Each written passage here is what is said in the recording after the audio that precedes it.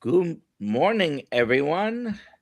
Welcome to the Mighty Morning Meetup Live with Dr. Kiltz, who's going to be in momentarily, and Dr. Nelson here.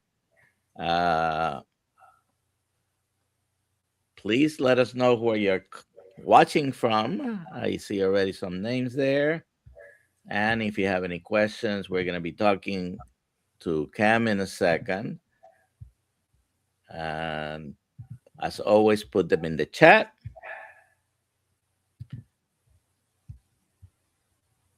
Good morning, Cam. Good morning, Dr. Uh, I was reading some of the notes, and this man has a very interesting and funny story, I think. Today, we're joined by Cam Cordin, a man who literally ate his way to an emotional breakthrough on a bathroom floor via a raw adrenal gland. You'll understand once he tells the story. He's the founder of Savage Chill Style, a master of the brain body connection, and a firm believer that systems beat feelings. Cam, welcome to the morning live. Glad to be here. Good morning. And let's go ahead and start with having you introduce yourself and telling us your carnivore story and everything that happened to you. Before you do that, please hashtag KMT for a KMT hat. Okay. I'm sorry, a hack? Yeah, I'm telling the audience we're giving away a KMT hat. Okay. And hashtag KMT for a chance to win that. And Cam, go ahead and start. Okay. So, my carnivore journey, it pretty much historically always was a meat-based diet since childhood. But I would add the typical fruits and vegetables. And, when I was a kid, obviously processed foods. And as I got older, I switched 17 years just eating one meal a day. And I really pushed my body in like what I said to you. I finally, ironically, it was on my third divorce. And I can give you a backstory to that is I was basically, my body was falling apart. I destroyed it over years of constant training since childhood and like pushing it to the edge because I think there's a healthy amount of workout. But when you're in athletics, you really push your body.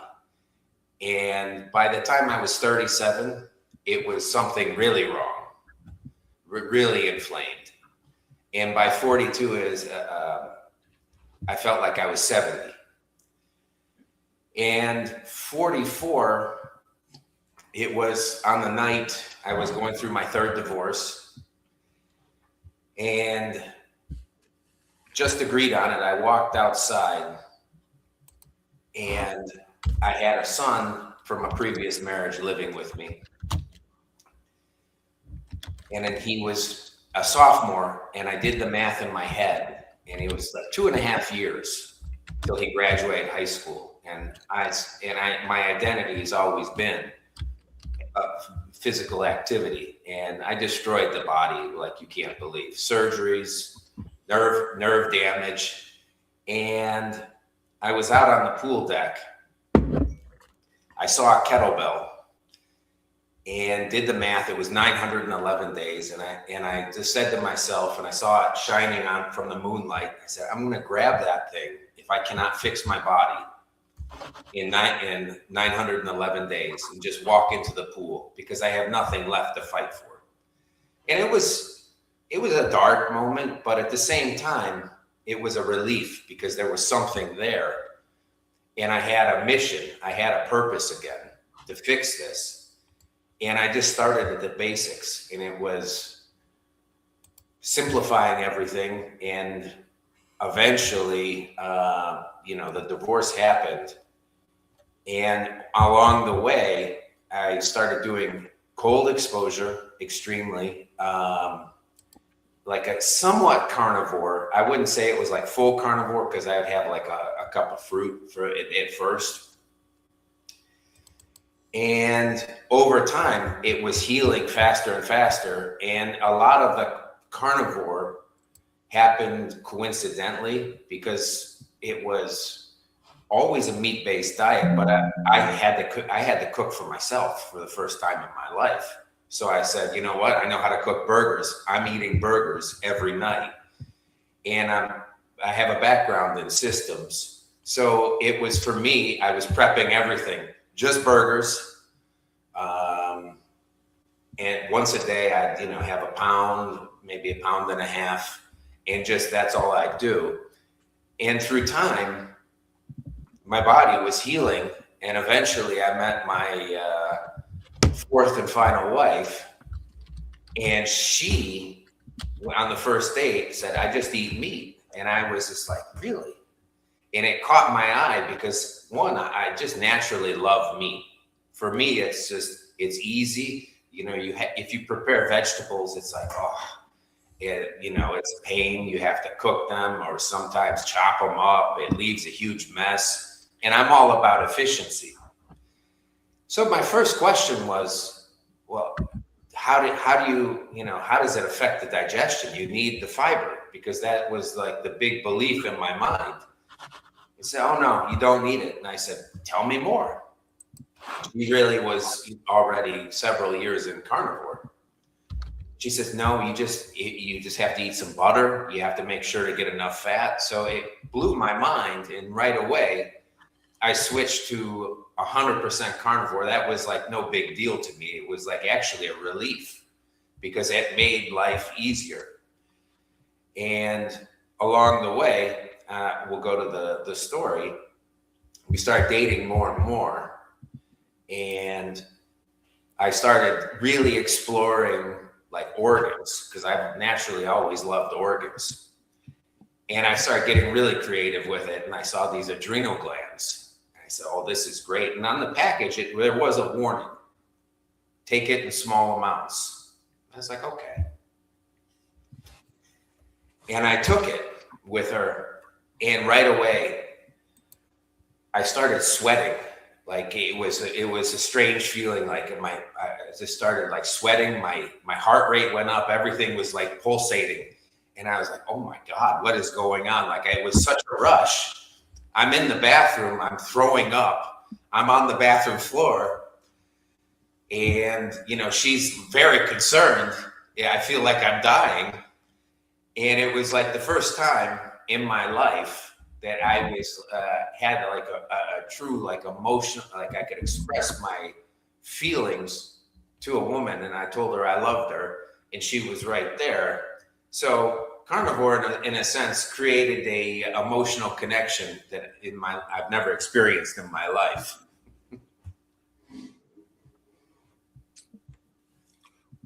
We learn through pain and suffering. Yes. That is true.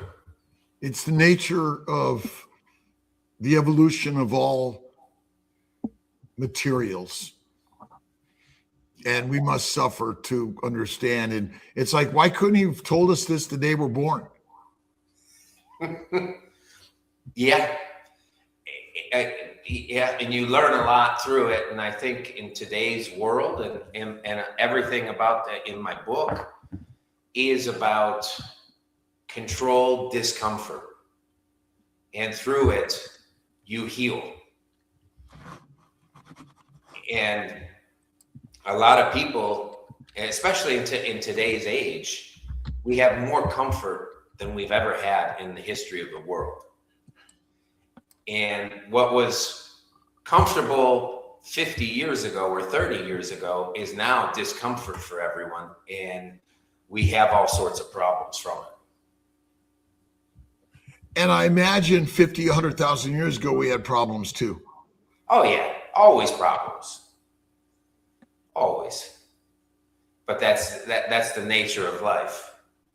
It is the nature of life. And so what is your main focus on how to quickly, resiliently see the beauty in whatever is going on in your life? Well, I think chaos is, is a sign to learn, and I think that most people look at it as like a victim, especially in today's world, is they gravitate towards it and they never grow from it. And I have the two rules in the Savage Chill is no panicking and no whining. And as soon as you start panicking, your life never improves. And the whining is just surrender. You never ever actually will ever get past that learning lesson that God is giving you. So what are some of the tools that you use to go from the panic to purpose driven?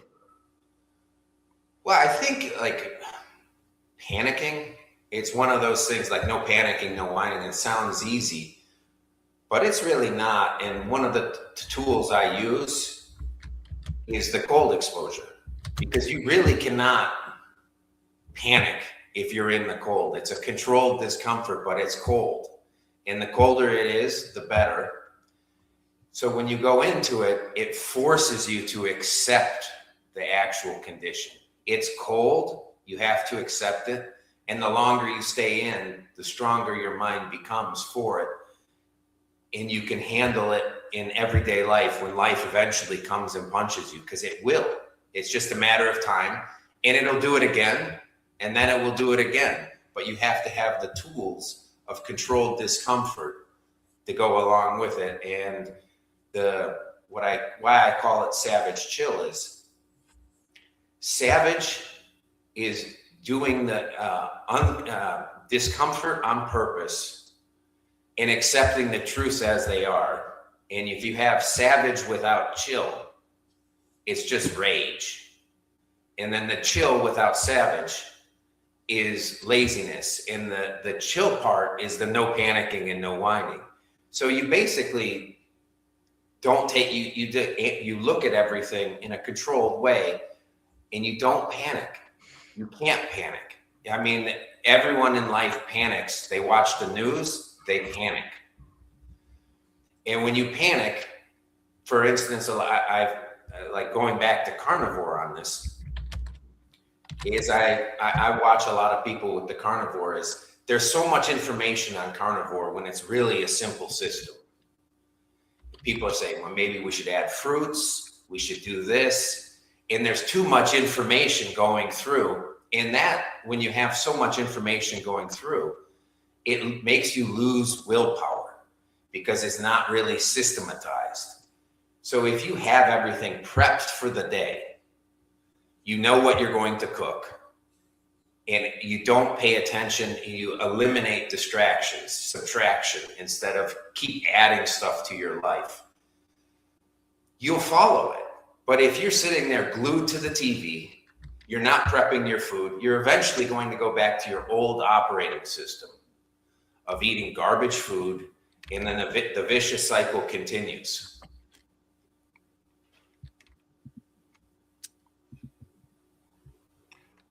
So, how does carnivore help our panic and pain? Well, that's a great question. One, it's a reduction in inflammation from the diet. Most people probably do not get enough protein typically. The insulin spikes, they go up. That causes panic when people eat sugar. I mean, sugar is probably the worst drug on earth. No one talks about. So those two things right there, I mean, it's pretty hard to have a candy bar. I mean, you just go crazy. You see kids all the time. They're super hyperactive after eating candy. And then panic sets in because it's the fuel you're feeding your body.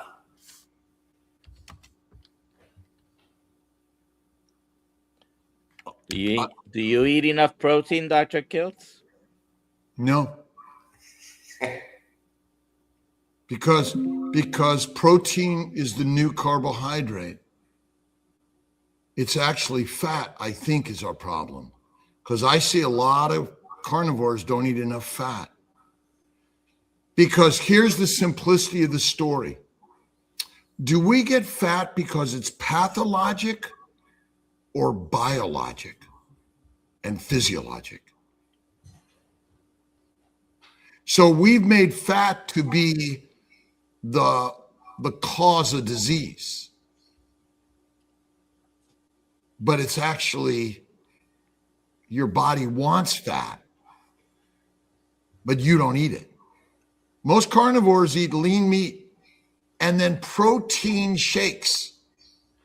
Is a protein shake a natural diet for any animal? No. And to go back to the lean meats, they really don't taste good. It's fat. Obesity, visceral fat causes no disease. Your body in an environment of a lot of plants and protein is get fat because something's about to happen. It might not be in your lifetime, but it is going to happen. And if you're not fat for the famine, you're food and fertilizer first. And ultimately, our science of protein. What happens to protein when you, again, if in fact you eat protein, what happens to protein when you eat it? But it depends what your total activity is too. Well, the digestive system works really amazing. It takes everything you eat and makes a slurry, right? Yeah. It mostly liquefies everything. And then it extracts the amino acids from proteins and the sugars from the glycans and sends them to the liver.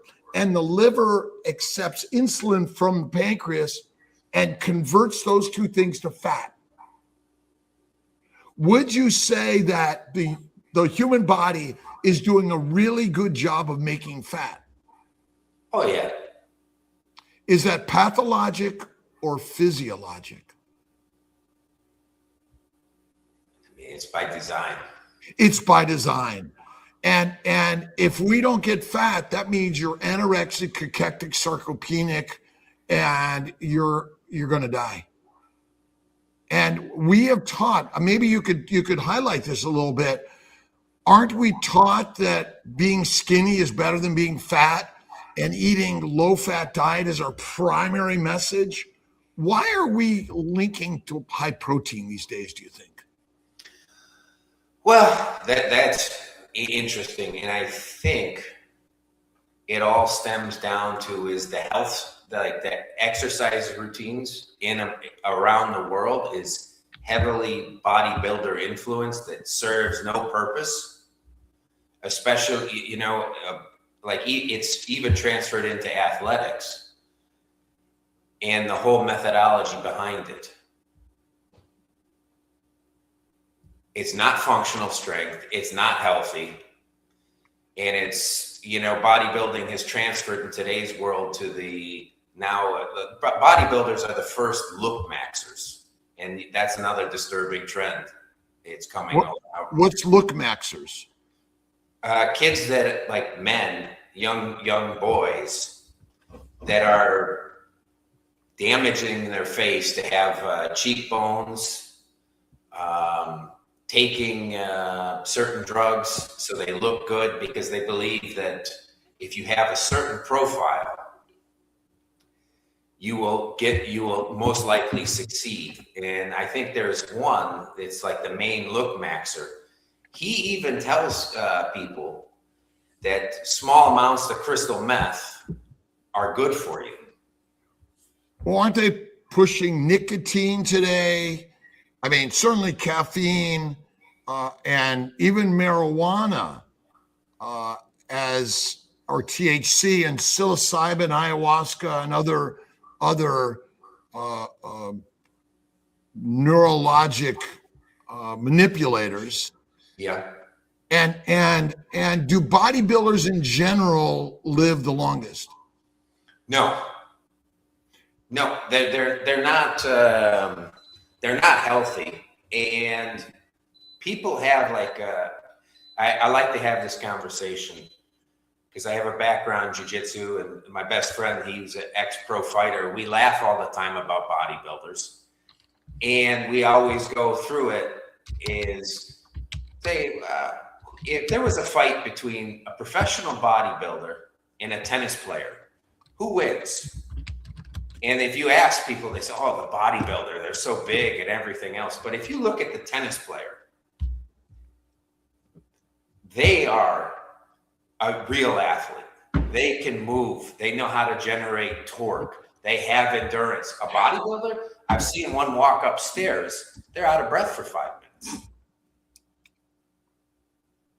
And it's really that culture of bodybuilding really has transferred over in everywhere you can think about it, from the supplements to the exercise routines and that provide nothing, and the drugs they promote. What's your thoughts about meal frequency? And do you think we're telling people they have to fuel their metabolism? Does that make any sense? No, I mean, I stopped. I just eat one meal a day. I've been doing that for 17 years, and it works for me. I just never really, like the 6 small meals a day, that's ridiculous. Then you spend all day literally prepping food, because I'm looking for efficiency as well.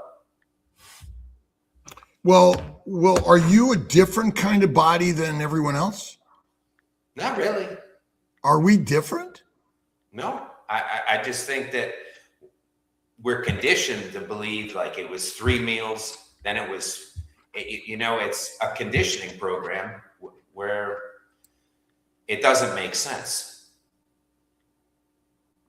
Can you go days without food and be healthy? I mean, I could, but I just. You haven't chosen to. I'm just curious, meaning that where this is our problem, the modern system that is about profits over people. Yes. Tell us things that basically we sell stuff, and we're selling stuff that makes no sense. Mm-hmm.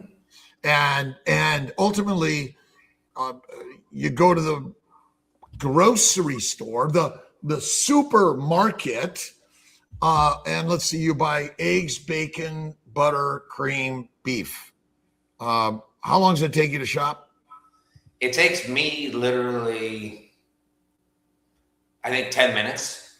I sometimes do 20 minutes because I like to talk to people and tell stories of what we're here and what we're about and why we're here to help people. And this is the main story of the mission. Yeah, but if you really look at it, because I've really explored this, the bodybuilding influence in the world of health, it's really disturbing. No one really talks about it. I want to share something that not to take anything from what you have to share, but I'm coming out with this in hopefully a letter or video later today, that I've been served with a class action lawsuit, which will likely is a $2 billion lawsuit,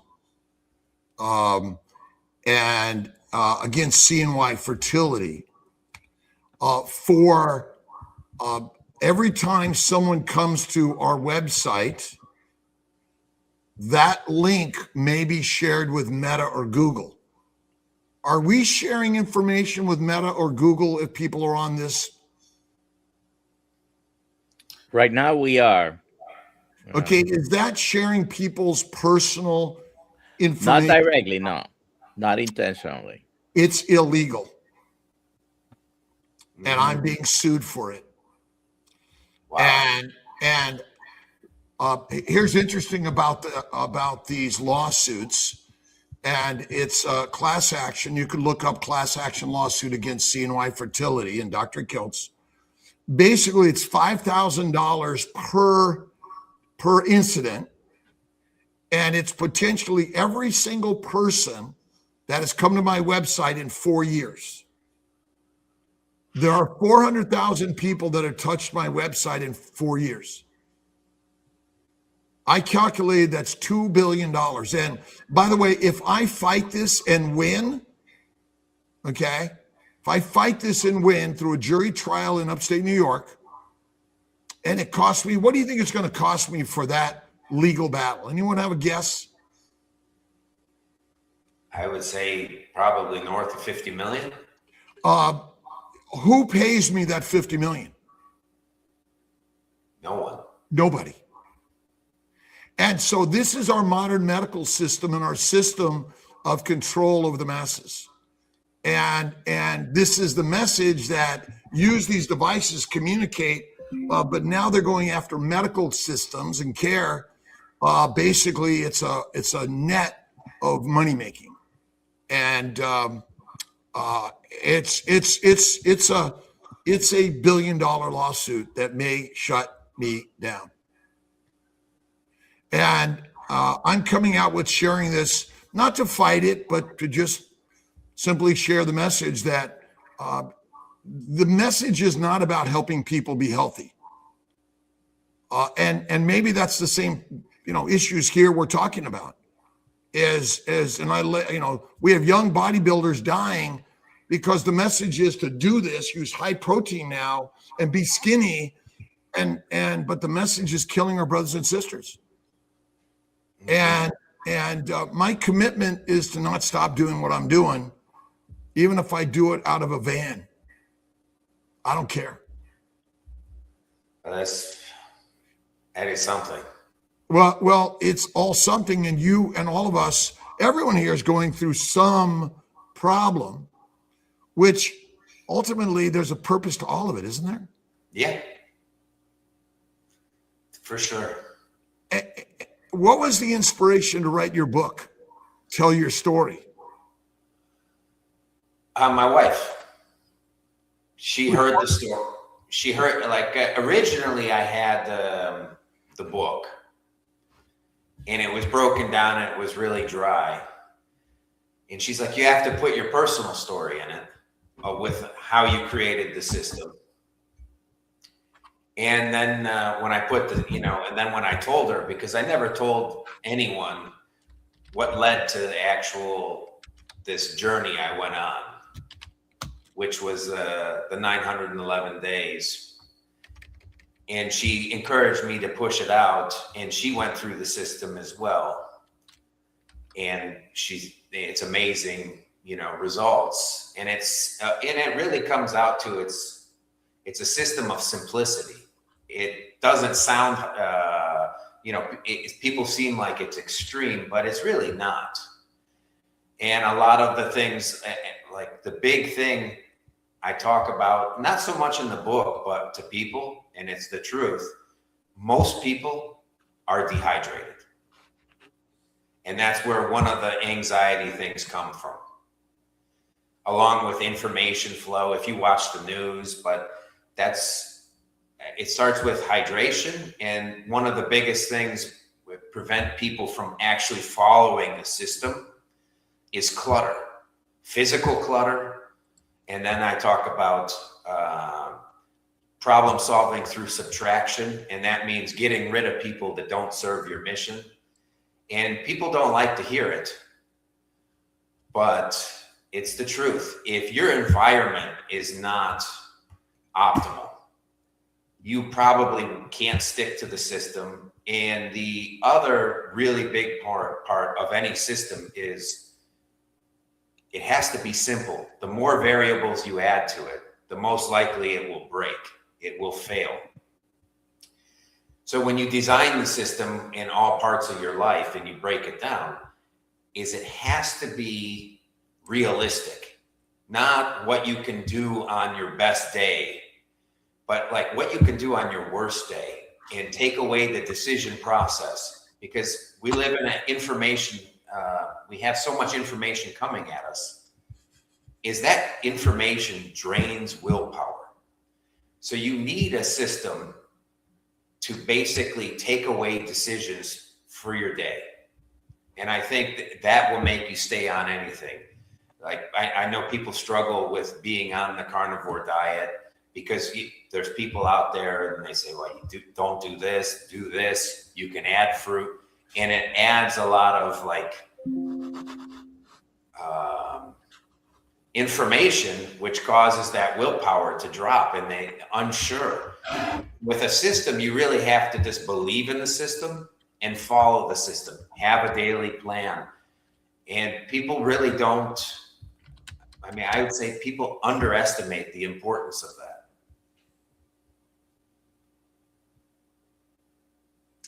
If you have any questions for Cam, please put them in the chat. Q in front of it, please.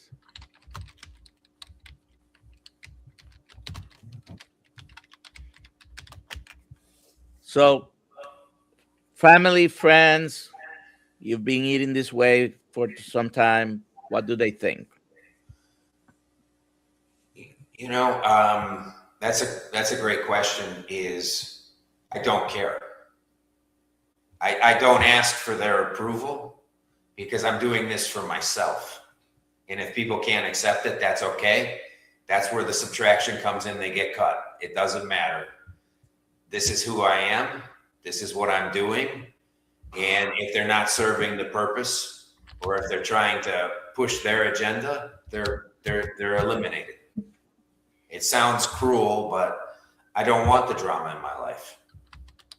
And I think that when you start eating right, it's a natural inclination to just to follow that path.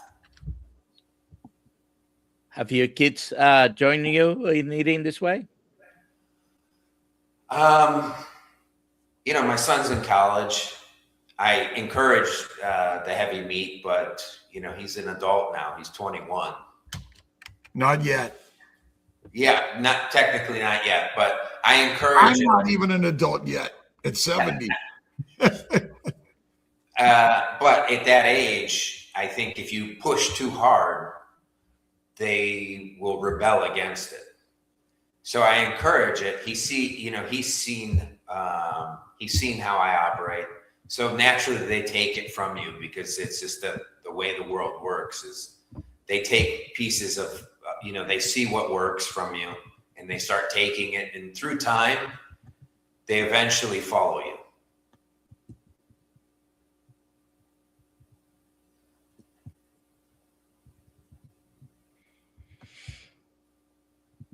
Where's Alia? Alia, it's on her honeymoon. She's on vacation. Honeymoon? Well, it's like she's been married how long?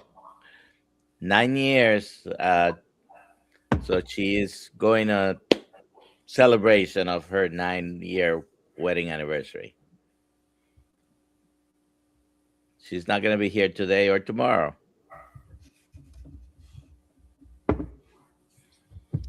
Well, I guess it's just you and I. Yes. And Cam. And Cam. So Cam. this is your website, correct? Yep. SavageChillStyle.com. And if you want to go visit the website, I'll put the link in the description. And what else can you tell us about the book, by the way?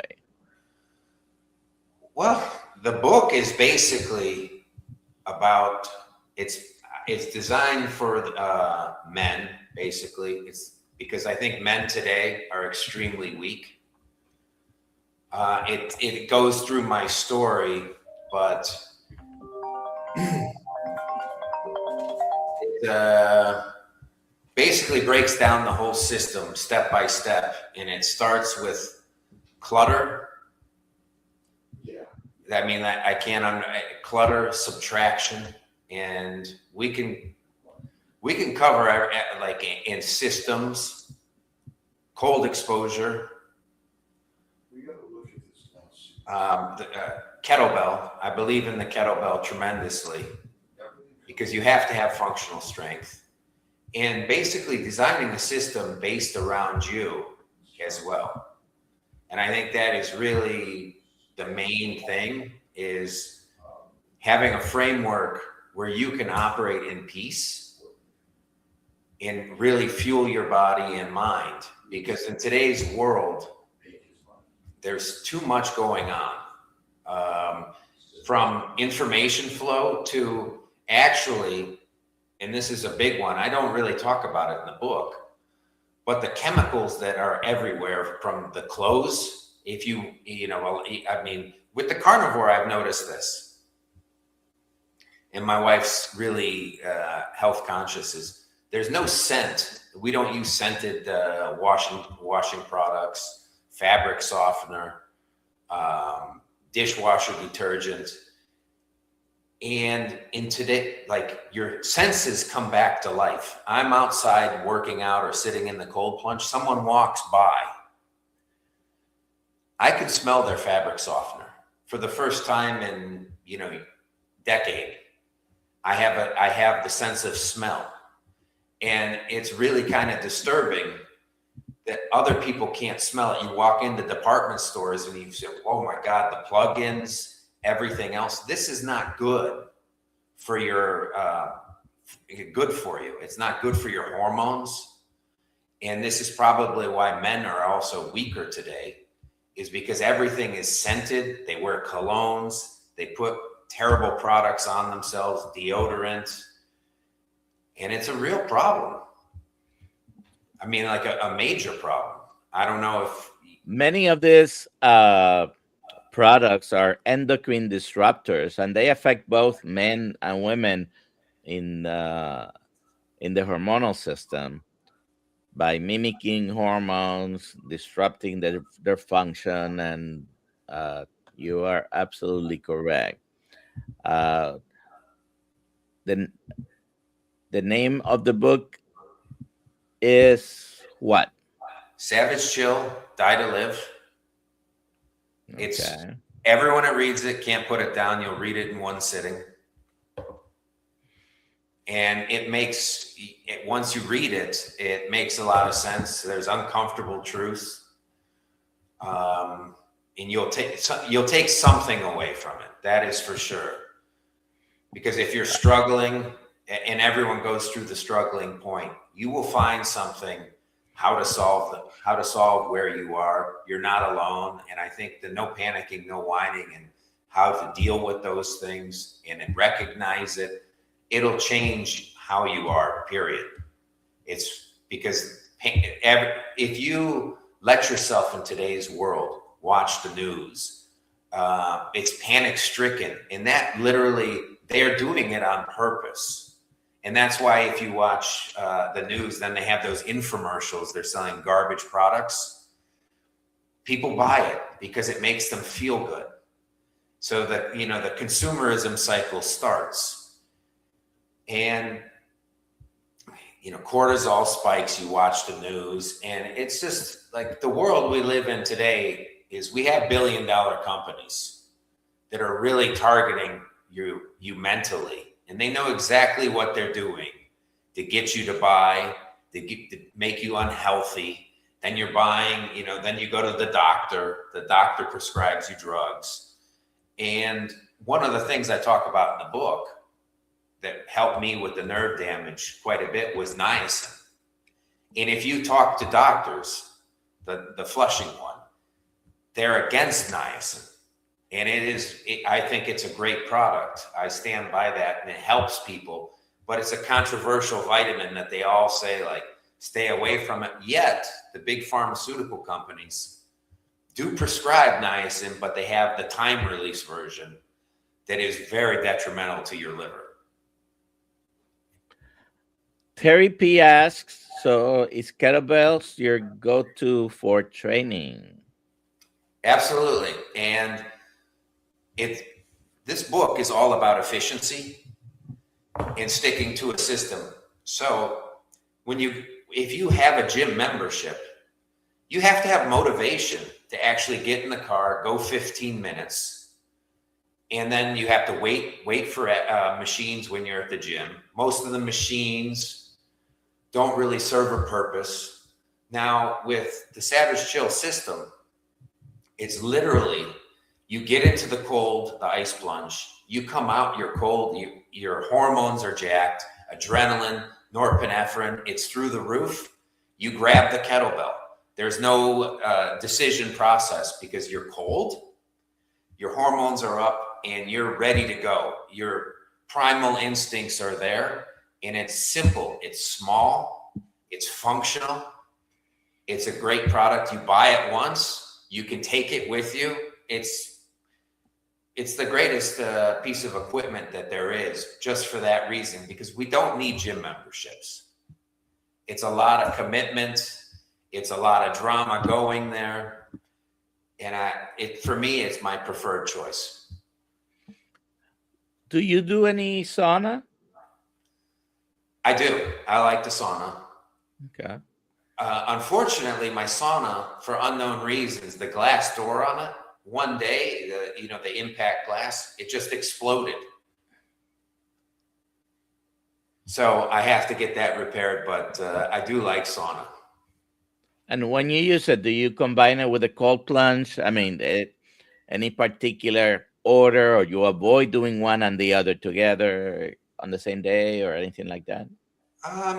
It really depends, because I'm a firm believer in against what everyone talks about online is, I think the cold exposure, like they'll tell you like, 2 minutes, 3 minutes, 50 degree. I'm the exact opposite. I'm saying, make it as cold as you can. I even added Epsom salt, so it even went below freezing, and push yourself into it. And I found that the greatest effects were the longer you go. And so with that, it's cold. I go in for long durations, and it takes a while for your body to warm up. But that's like, if it's cold outside in Florida, which it's very rare, maybe I'll do the sauna after the workout if I'm not already warmed up. But it's interesting about the cold exposure is that it actually puts you in a state of ketosis. There's a lot of work going on about that. So it really fits right with the carnivore diet, is because you are mimicking how we operated thousands of years ago in the cold. We didn't have down jackets. Obviously we had, they were using fur, but people were tougher. And this really does teach you a lot of mental toughness. I can give you, and I believe this is cold related, is I had my first, I had my nerve damage. I had the ulnar nerve replacement or movement in both arms. And after the surgery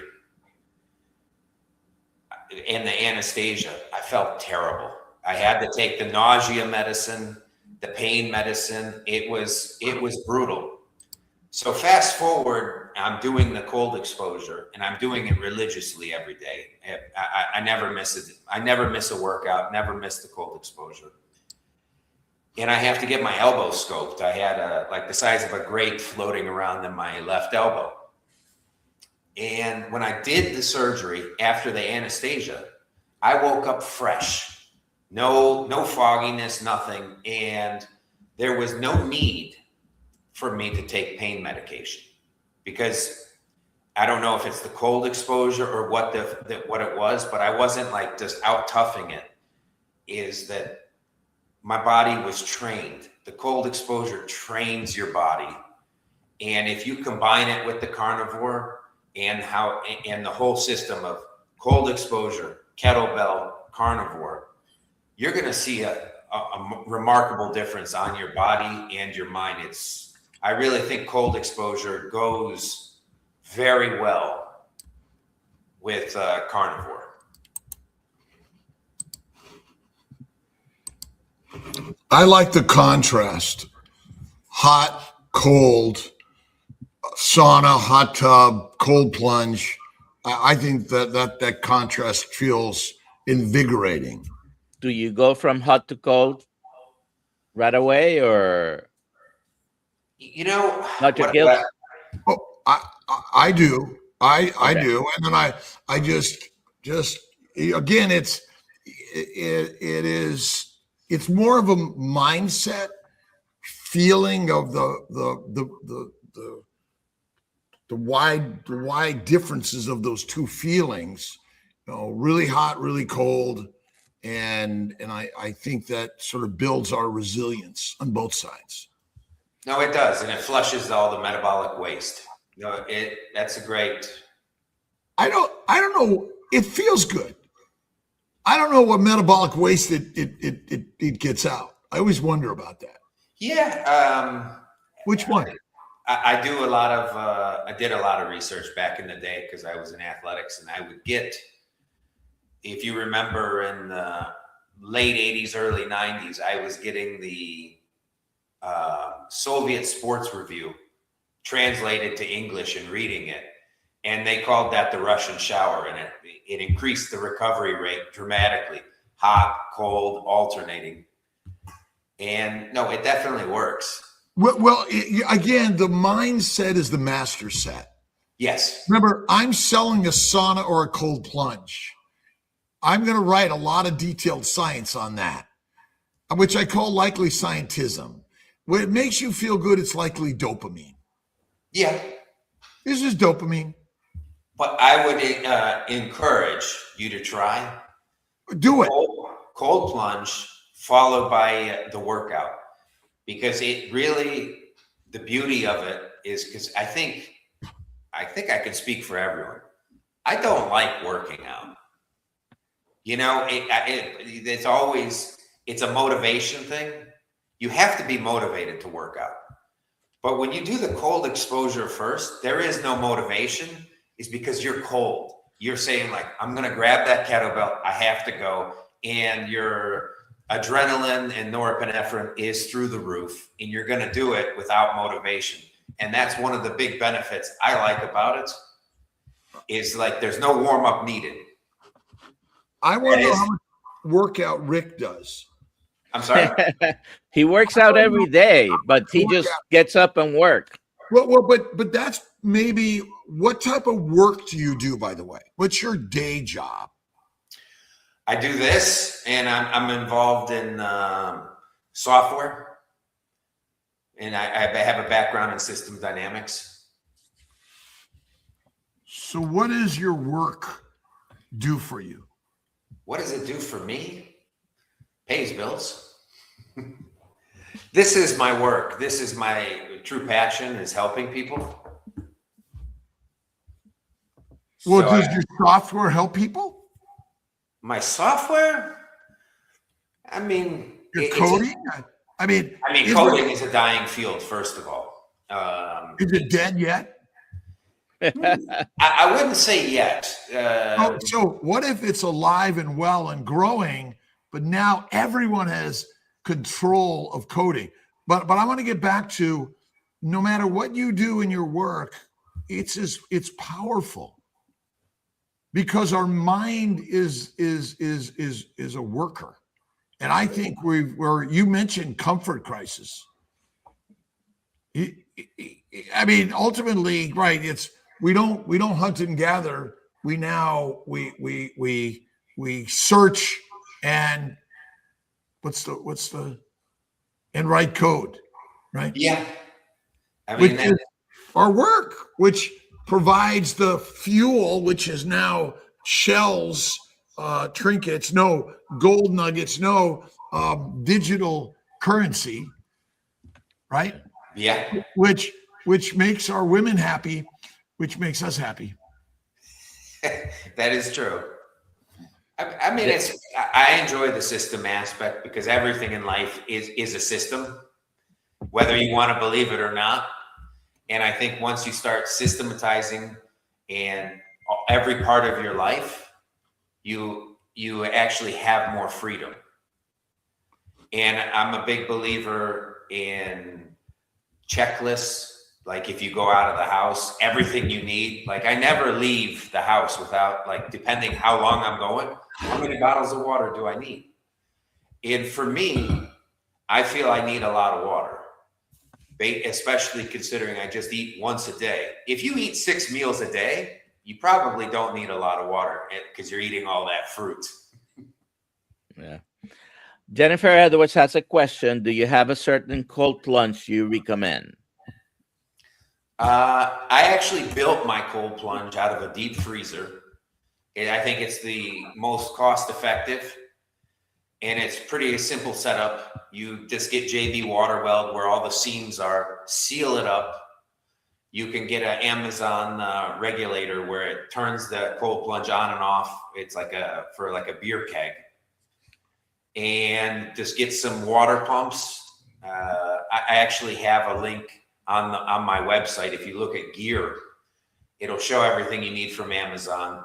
And just put drill a little hole in the top with some PVC pipe and put an ozonator in. You can build it for $1,200 or less, brand new, and it can get colder than most of them. Most of them get anywhere from like 35 to 40 degrees. This one I've gotten below 0. Meatfulness asks, what are the long-term effects on your muscles if you're cooling them so traumatically? Well, there's some studies saying it's not good to do cold plunge after exercising, but I don't pay attention to that because I do it before the exercise, which I think is the right order.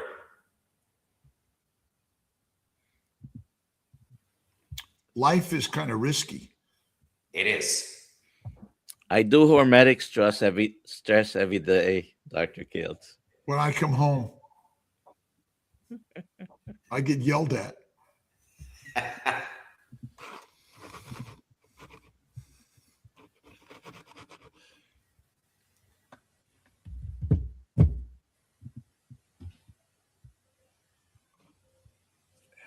Hashtag KMT for a chance to win a KMT hat.